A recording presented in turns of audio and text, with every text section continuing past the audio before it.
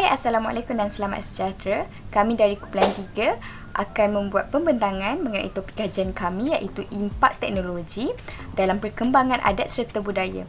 Sebelum kami meneruskan perbincangan, mula-mula kita kena tahu apa itu teknologi. Tak dinafikan, memang teknologi ni selalu sangat kita dengar. Lagi-lagi sekarang kan. Tapi sebenarnya kita tahu ke teknologi ni apa? Menurut beberapa penulis buku teks tingkatan 1 Reka Bentuk dan Teknologi, diorang ni tafsirkan teknologi ni sebagai satu pengaplikasian sains dan matematik dengan menggunakan sumber semula jadi untuk memudahkan lagi kerja dan tugas seharian manusia. Okey, bawah teknologi ni ada pecahan-pecahan dia juga. Antara salah satunya yang sangat-sangat kita selalu dengar ialah teknologi maklumat dan komunikasi ataupun ICT. Okey, ICT selalu dengar. Tapi apa? Okey, ICT ni sebenarnya didefinisikan ataupun dimaksudkan sebagai satu medium untuk kita berkomunikasi antara satu sama lain. Bila kita komunikasi, kita dapat information. Macam tu. So, macam mana kita boleh dapat information melalui komunikasi ni? Dengan adanya radio, televisyen, lagi-lagi sekarang yang dengan dunia yang penuh canggih ni, kita ada rangkaian internet kan. So media sosial lah salah satu platform yang sangat digunakan oleh setiap lapisan masyarakat. Tak kisahlah tua, muda, dewasa, remaja, kadang-kadang budak-budak pun ada. Okey, jadi dengan adanya media sosial ni, sebenarnya dia memberi kesan dan impak kepada kita punya adat dan juga budaya. Macam mana? Sebab benda ni sangat mudah untuk dipindahkan maklumat. Macam kita senang nak share, forward maklumat ke apa-apa kan. Kita nak post something dekat Instagram, so orang boleh tahu. Dari situlah sebenarnya adat dengan budaya kita ni dapat diperkembangkan melalui teknologi. Okey. So, sebelum teruskan perbincangan, saya akan bagi tahu yang kajian kita orang ni berobjektifkan untuk cari latar belakang perkembangan budaya dekat Malaysia. Okay, selain tu kita orang nak analyse juga dia punya perbezaan zaman dulu punya perkembangan adat dengan budaya dengan yang zaman sekarang. Lagi dengan teknologi lah kan maksudnya. Seterusnya kita nak tengok dia punya kesan ataupun impak teknologi ni, tak kisahlah kesan baik ke, kesan buruk ke, apa yang berlaku dengan adanya teknologi ni, macam mana kesan dia dekat kita punya perkembangan adat dengan budaya. Dan akhir sekali, lepas kita orang dah buat kajian ni, kita orang nak kajian kita orang ni ada tak cadangan yang boleh kita guna pakai untuk halang kesan negatif teknologi ni. Okay, so saya akan pass kepada rakan kumpulan saya yang lain. Terima kasih. Assalamualaikum. Jadi saya akan meneruskan pembentangan pada hari ini dengan latar belakang perkembangan budaya di Malaysia. Tak kenal maka tak cinta. Jadi sebelum kita beralih pada main topik pada hari ini iaitu impak teknologi terhadap perkembangan budaya di Malaysia, adalah amat penting kita tahu apa itu yang dimaksudkan dengan budaya. Apa itu budaya? Saya akan terangkan dengan lebih lanjut. Untuk masuk yang lebih formal, budaya ini merupakan perkara yang berhubung dengan manusia dan kehidupannya. Tapi untuk mudah faham, budaya ini kiranya macam cara hidup seseorang. Contohnya di Jepun ada budaya menyusun kasut mereka ke hadapan supaya lebih cepat untuk mereka sarung dan lebih cepat untuk mereka bergerak ke sesuatu tempat. Jadi sini kita dapat lihat itu cara hidup mereka yang agak berbeza dengan cara hidup kita. Mereka ada budaya mereka tersendiri dan kita pun ada budaya kita yang tersendiri. Anda semua juga perlu tahu bahawa budaya tidak bersifat statik dan boleh berubah mengikut peredaran masa. Kita beralih kepada perbincangan tentang latar belakang perkembangan adat dan budaya di Malaysia dalam konteks garis masa iaitu timeline. Ada 3 garis masa penting yang berkaitan dengan perkembangan budaya di Malaysia atau lebih dikenal sebagai Tanah Melayu. Yang pertama ialah zaman prasejarah. Sebelum datangnya budaya dari luar, masyarakat Melayu mengamalkan kepercayaan Ibn Ismail, puja roh, mereka percaya yang ada semangat dekat pokok dan sebagainya. Kemudian perkembangan budaya semakin meningkat apabila kerajaan Melayu Melaka mula muncul sebagai pusat perdagangan dunia. Ramai pedagang dari luar seperti pedagang Arab, Cina dan India datang untuk berdagang dan secara tidak langsung mereka bawa budaya mereka untuk disebarkan kepada masyarakat setempat. Tidak lama setelah itu datang pula kuasa barat yang mempunyai matlamat untuk menjajah negara kita. Di sini juga terdapat penyebaran budaya mereka terhadap masyarakat di tanah Melayu. Bagaimana budaya boleh tersebar? Jadi hari ini saya akan terangkan 2 cara penting bagaimana budaya boleh bertapak di Malaysia, iaitu menerusi perdagangan dan juga penjajahan. Perdagangan berlaku dengan amat pesat apabila Melaka muncul sebagai pusat perdagangan terbesar. Di sinilah berlaku penyebaran kepercayaan agama dan budaya yang dilakukan oleh pedagang dari India, China dan juga Arab. Kedatangan pedagang dari pelbagai benua ini membuka ruang interaksi antara pertemuan budaya. Mereka tidak hanya mempelajari budaya kita, tetapi mereka juga sebarkan budaya mereka. Contohnya, pedagang dari Arab juga tidak melepaskan peluang untuk menyebarkan ajaran Islam dan budaya mereka kepada masyarakat Melayu yang sampai sekarang masih memberi impak yang besar, masih menjadi ikutan ramai masyarakat setempat. Kebanyakan masyarakat Melayu mula tertarik dengan Islam setelah Sultan menganut agama Islam, maka kebanyakan budaya yang telah diasimilasikan daripada kepercayaan Hindu dan animisme mulai tidak digunakan atas alasan ia bertentangan dengan ajaran Islam. Kedatangan Islam kita dapat lihat memberi impak yang besar terhadap budaya di tanah Melayu. Kedatangan Islam juga telah mewujudkan pengaruh yang tersendiri terhadap corak budaya. Islam adalah satu unsur yang penting dalam pembentukan budaya masyarakat Melayu pada masa kini. Seterusnya, kedatangan Barat ke tanah Melayu bukan sahaja untuk berdagang, tapi mereka mempunyai muslihat mereka yang tersendiri, iaitu mereka ingin menjajah tanah Melayu. Sepanjang penjajahan sudah tentu Barat mula memperkenalkan budaya dan cara hidup mereka kepada masyarakat setempat. Kebudayaan Barat amat menitik beratkan 3 ciri utama, iaitu falsafah dan bukannya agama atau kepercayaan. Falsafah yang tersebut tidak menitik beratkan aspek nilai serta kebenaran hakikat dan berlandaskan pandangan hidup tragic yang terima pengalaman sebagai satu kepercayaan yang mutlak. Budayanya kabur dan berserukan syirik serta bercanggah dengan konsep tauhid yang dibawa oleh tamadun Islam. Budaya ini lebih kepada bersifat ke arah keduniaan dan bersifat mengutamakan kehiburan. Jadi pergaulan bebas makin meningkat dan sebagainya. Sebagai contoh, cara pemakaian iaitu pakaiannya menidahkan dan berhias secara berlebihan yang sangat bertentangan dengan ajaran Islam. Dan seterusnya kita dapat lihat kedatangan Barat, banyak budaya-budaya yang meresap dan mengubah budaya masyarakat di Malaysia, lebih-lebih lagi budaya hedonisme yang semakin menjadi racun kepada masyarakat sekini. Budaya-budaya tersebut tersebar menerusi penjajahan kuasa Barat di tanah Melayu. Jadi, kita dapat lihat perkembangan budaya masyarakat Melayu pada masa dahulu tidaklah sepesat pada zaman moden kerana ia kini lebih maju dengan adanya era modernisasi dan adanya teknologi. Perkara ini akan diterangkan dengan lebih lanjut oleh rakan sekomparan saya. Assalamualaikum, hai dan salam sejahtera. Nama saya Ahmad Rifai bin Yusof akan menyambungkan pembentangan kami kepada perbezaan perkembangan penyebaran budaya dari zaman dahulu ke zaman kontemporari, yang saya akan sampaikan perkembangan teknologi dari zaman dahulu hinggalah kini dan juga apakah kebaikan serta keburukannya. Yang pertama, kita dapat lihat penemuan lukisan buku yang pertama pada 35,000 tahun yang dahulu. Itu yang pertama. Yang kedua, kita dapat lihat kaedah penulisan, yang mana yang pada dahulunya kita dapat lihat pada tamadun Mesir Purba yang menggunakan penulisan hieroglif, yang mana ia berkembang pada tamadun-tamadun yang lainnya. Kita dapat jumpa penulisan ini di atas pelbagai medium, iaitu seperti di atas batu, di atas kertas papirus, di atas kulit haiwan dan sebagainya. Yang ketiga adalah kaedah isyarat yang begitu masyhur pada zaman Red Indians di Amerika Syarikat ataupun serta di zaman Cina, iaitu ketika tembok Cina dibina yang panjangnya sejauh 7,300 km. Setiap beberapa jarak terdapatnya pos yang mana terdapat seorang penjaga. Apabila api dinyalakan, ia akan berlangsung secara berterusan sehinggalah ke hujung, memberikan amaran terdapatnya gangguan daripada puak Xiongnu dan Dongha. Begitu juga ini digunakan oleh puak Red Indians untuk menyatakan terdapatnya pertemuan, ingin melakukan pertemuan ataupun terdapatnya bahaya. Seterusnya, wujudnya beduk yang begitu masyhur di kawasan Nusantara dan juga kentong yang kita boleh lihat berada di sebelah beduk yang bentuknya seperti silinder dan berdiri ke bawah. Ia terdapat bunyi tersendiri yang memberikan maklumatnya, seperti seandainya terdapat kematian, bunyinya begini. Seandainya terdapat kebakaran, bunyinya begini pula.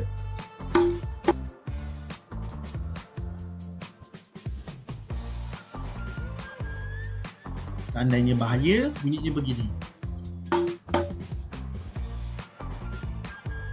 Baiklah, seterusnya kita berkembang kepada penciptaan mesin cetak yang pertama oleh Johannes Gutenberg pada tahun 1450 yang pada masa akan datangnya terciptanya pula oleh Samuel Morse, iaitu Morse Code yang menggunakan jaringan elektrik untuk menyampaikan maklumat dari membentuk kod titik-titik yang perlu diinterpretasikan. Yang seterusnya, yang keenam adalah penciptaan telefon yang pertama oleh Alexander Graham Bell. Seterusnya pada tahun 1882 penciptaan ibu komputer yang pertama oleh Charles Babbage yang dinamakan Babbage Difference Engine, yang mana telah menjadi ibu kepada penciptaan semua komputer, yang kemudiannya terciptanya oleh Tim Berners-Lee pada tahun 1989, iaitu World Wide Web yang telah menyebabkan pelbagai aplikasi telah tumbuh bagaikan cendawan tumbuh selepas hujan. Itu dia. Jadi kita dapat lihat daripada sini terdapat pelbagai aplikasi yang boleh menyebarkan maklumat serta menyebarkan budaya dengan pelbagai cara, seperti contoh di WhatsApp dan YouTube, yang mana di YouTube terdapat pelbagai individu ataupun kumpulan yang membuat rancangan mereka tersendiri untuk mempromosikan negara-negara tersendiri, seperti majalah 3 di Malaysia dan Bikin Japanology. Terdapat juga warga-warga luar negara yang begitu minat dengan negara-negara yang lain, seperti Ai Chang dan Jimmy, yang mana pada asalnya mereka adalah penduduk Jepun, begitu tertarik dan minat dengan Malaysia sehingga mereka melakukan blog-blog mereka tersendiri, memasak pelbagai masakan Malaysia, menyebabkan orang yang tidak tahu pasal Malaysia lebih mengetahui pasal Malaysia. Maka saya teruskan kepada kebaikan dan keburukannya. Kebaikannya kita dapat lihat berbanding zaman dahulu, maklumat boleh disebarkan dan boleh dicari pada hujung jari sahaja dengan beberapa saat melalui internet dan carian di dalam komputer serta internet. Baik. Tetapi keburukannya, kita tidak boleh menapis apakah maklumat yang boleh disebarkan. Terdapat pelbagai jenis maklumat yang terlalu banyak daripada segi budaya maupun ilmu untuk melakukan sesuatu perkara. Saya dapat beri contoh di sini, seandainya seorang saintis itu menyebarkan ilmunya untuk menciptakan sebuah asid, ia adalah baik untuk pembinaan dan sebagainya dan sains. Tetapi seandainya ia ditemukan di tangan orang yang berniat buruk, maka ia boleh gunakan untuk mencederakan orang lain. Begitulah kebaikan dan keburukannya daripada segi penyebaran dan perkembangan teknologi. Terima kasih. Assalamualaikum. Saya akan menceritakan tentang kesan baik daripada penyebaran budaya melalui teknologi. Yang pertama ialah rakyat dapat pendedahan yang lebih mendalam tentang budaya dan adat resam kaum lain. Contohnya, apabila tiba sambutan Tahun Baru Cina, kita dapat melihat bagaimana mereka melaksanakan cara makan bersama. Detik-detik indah seperti sambutan perayaan sering dikongsikan di media sosial supaya memori ini dapat dikenang selamanya. Terdapat pelbagai cara kita boleh berkongsi di sosial media yang termasuk membuat naik gambar, video dan kita juga boleh bersiaran langsung dari sosial media sendiri. Perkara ini dapat membuatkan pengikut yang melihat berasa seolah-olah menyambut perayaan itu bersama. Sosial media juga telah menjadi platform untuk pengguna berkongsi pendapat serta menyebarkan ilmu. Topik budaya dan adat resam kaum juga tidak terkecuali. Perkara ini dapat memastikan rakyat menjadi lebih sensitif terhadap kaum lain. Perkongsian pengalaman yang boleh diambil iktibar juga boleh kita jumpa di sosial media. Ini merangkumi pengalaman yang tidak baik yang seseorang terpaksa lalui semasa menyambut perayaan kaum, seperti jalan tetangga yang tidak memahami ataupun orang sekeliling yang tidak bertolak ansur. Pendedahan ini amatlah penting untuk memastikan rakyat Malaysia bersatu padu dan bertolak ansur di antara kaum yang berlainan. Seterusnya, ia juga dapat membantu menyemai nilai perpaduan dalam rakyat Malaysia yang berbilang kaum. Apabila rakyat yang sudah diberikan pendedahan yang mencukupi, sudah tentu akan timbul nilai bertolak ansur. Pelbagai pengalaman yang telah diceritakan di sosial media, pandangan yang daripada pihak minoriti maupun majoriti boleh dijumpai di sosial media, dan perkara ini dapat melahirkan generasi yang lebih peka dan bertimbang rasa. Sentimen negatif terhadap kaum lain juga dapat dibuang dengan merapatkan hubungan dengan berkomunikasi di media sosial. Yang ketiga, dapat menguar-uarkan warisan budaya kaum kepada generasi muda melalui pelbagai platform media sosial. Seringkali akan dibincangkan tentang pengaruh budaya luar yang mempengaruhi anak muda. Akan tetapi, dengan menggunakan teknologi yang ada, kita juga dapat menyambung tradisi dan budaya melalui teknologi.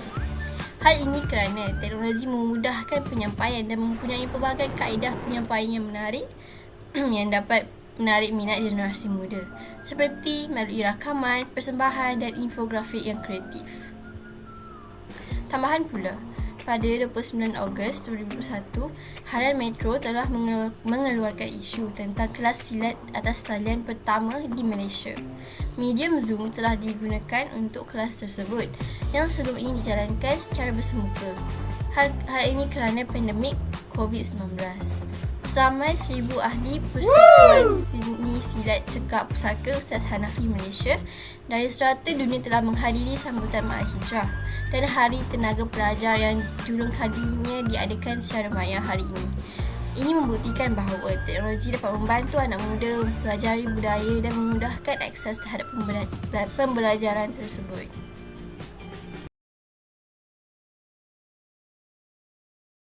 Jadi, untuk impak negatif teknologi dekat budaya masyarakat Malaysia ada 3. Pertama, pencemaran gaya bahasa. Kedua, penyebaran fitnah dan gosip yang kronik. Ketiga, budaya hedonism yang berleluasa.